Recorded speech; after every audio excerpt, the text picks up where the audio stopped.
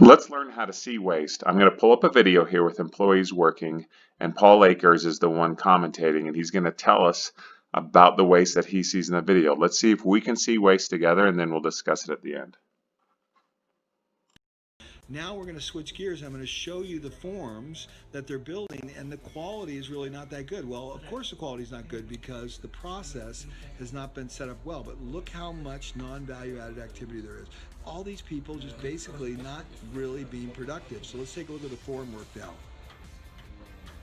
So this is the end product of what they're trying to produce, and the forms are not very straight, and this guy's struggling like crazy to drill a simple hole in the wood. And I'm watching how long it's taking. I'm going, what's going on? And before long, he figures out, well, the drill bit's really not cutting very well, so he has to stop. He's got one guy holding one side of the form board. You know, people really not doing value-added activity. There's no value in this guy holding this thing here. If the drill was sharp, he'd be able to drill through this board in just a split second, but now he's got to come over and look at why is this not working.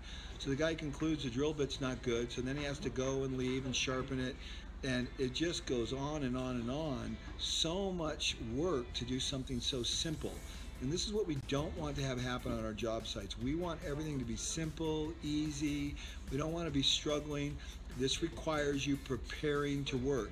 It requires recognizing there's a maintenance cycle on the drill bits, or when drills start to get dull, you immediately sharpen them. You have a system set up to sharpen them.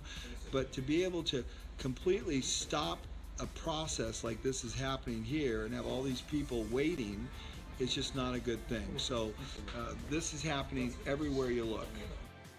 What waste did you see in that video? Did the work look harder than it needed to be? Was the work area a mess?